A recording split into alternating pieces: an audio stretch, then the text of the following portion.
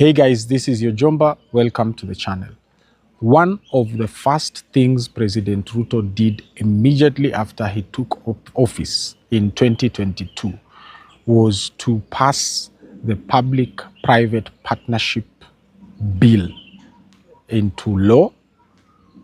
And one of the greatest sins of this act, because it's no longer a bill now, it's an act, is that it removes parliamentary oversight from PPP projects. Parliamentary oversight is meant to safeguard the people of the Republic of Kenya from rogue deals by the executives. But this safeguard was removed in the PPP Act, the Public-Private Partnership Act. And that is why right now you can see President Ruto can wake up and decide to sell off Safaricom and any other entity in which the government of the Republic of Kenya and the people of the Republic of Kenya have interest in. After the PPP Act was passed, after the bill was enacted, sawa, tukaanza kuona vitu vinaitwa PIP. Privately initiated proposals.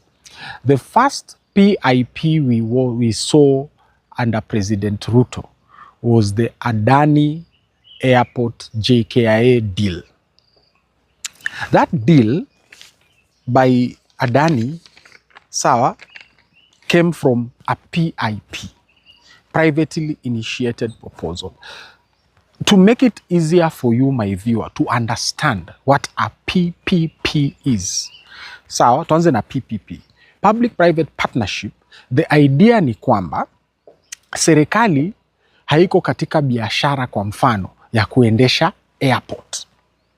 Sawa, ama serikali haiko katika biashara ya kutibu wagonjwa, hospitali kama Kenyatta National Hospital. So, Nairobi Hospital inafuata serikali, inaambia serikali, kwa sababu nyinyi mnatibu watu kwa bei nafuu. Sawa, let us agree in such a way that sisi we run Nairobi Kenyatta National Hospital, we provide affordable services to the people, lakini serikali mtakuwa mnafidia the losses. And then it will be for a certain specific period. Most of the PPP deals we have seen is between 20 and 35 years. The long term. Hiyo ni maisha ya mtu mzima kabisa. In fact, there are very many young Kenyans wenye hawajafika 35 years wenye wamepigwa marisasi na President Ruto hapa kwa mitaa wakisema Ruto must go na one term. So, the PIP, privately initiated proposal. For example, wewe uko na shamba lako kwako. Sawa, huwa unalima vitunguu, nyanya and whatever else.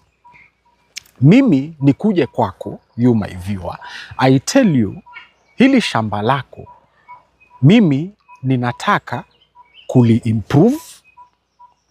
Sawa, I want to improve this shamba.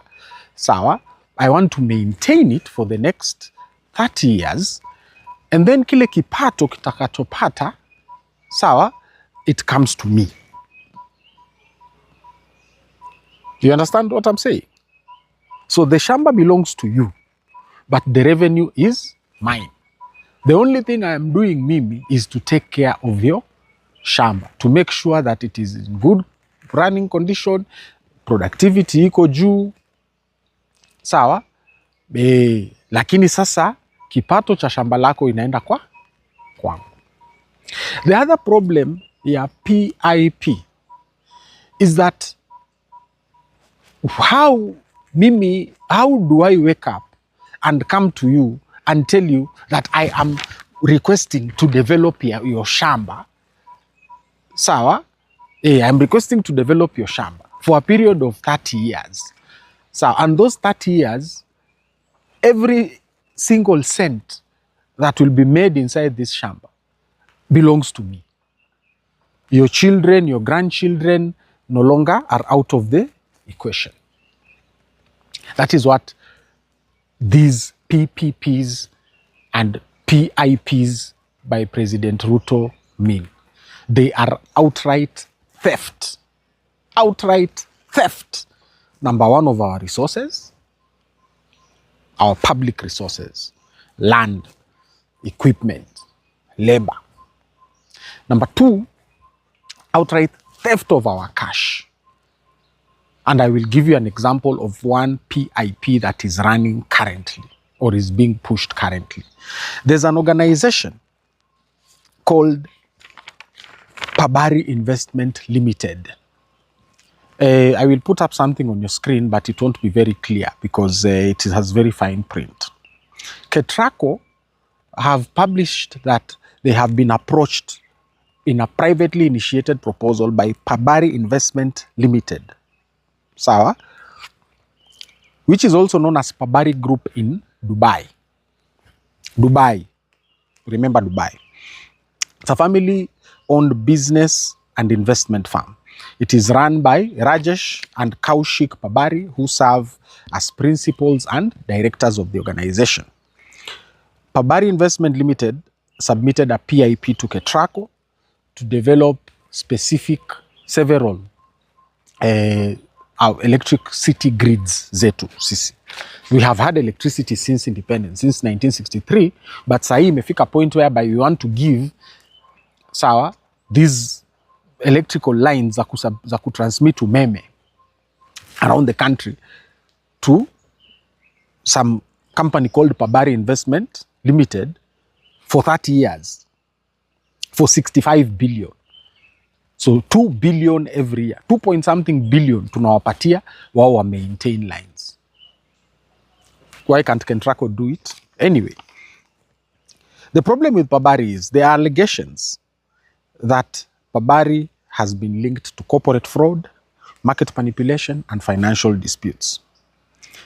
There's a person called Bhavesh Pabari who was sanctioned by the Securities Exchange Board of India for engaging in fraudulent trade practice, including synchronized cross-market trades designed artificially to inflate the volume and price of securities. They are linked to major financial scandals and banking fraud from their dealings with state-linked banks.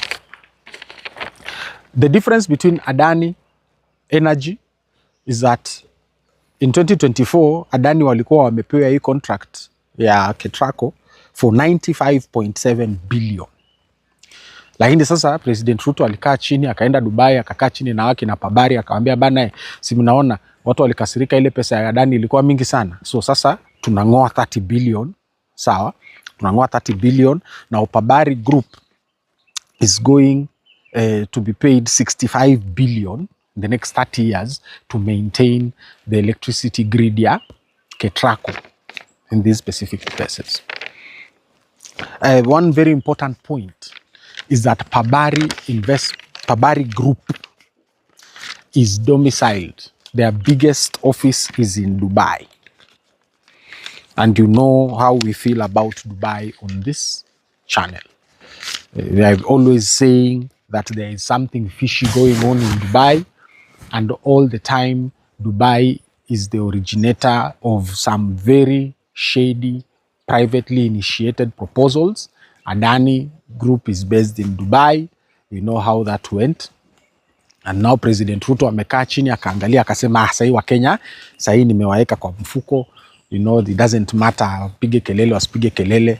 He must proceed with the theft of our taxes for the next 30 years. We have to be tied into KETRACO and this Pabari criminal enterprise. And I'm making this as an allegation that it is a criminal enterprise based on the findings I have gathered on the internet. Sawa, because I know they will come after me. The stakes are very high. They will tell me to delete this video or apologize or whatever. But these are allegations I am making here about Pabari Investment Limited, which is a Kenyan family-owned enterprise and an investment firm. But Pabari Group is based in Dubai, where the originators of these very shady PPP and PIP deals are coming from. And one of the things I am asking President Ruto also is, why is it that there is no business deal yenye wewe unafanya ambayo it is clean. Why is it that the people you engage with lazima wakuwe criminals? Yes, I understand you want to steal from Kenyans, President Ruto. That one we are together. Wewe iba.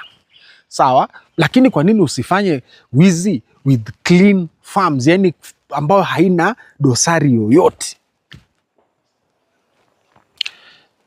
Viewers of Mabili Magodi TV, this is what is going on in Kenya today.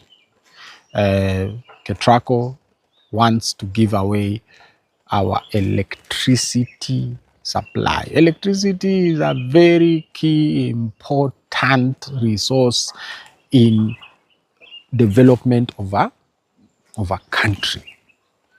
We cannot give it away for 30 years to a criminal enterprise, an alleged criminal enterprise called Pabari Investments Limited.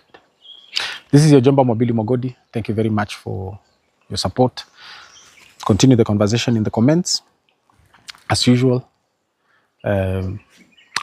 continue supporting via Mpesa 0799 428 109. Santen.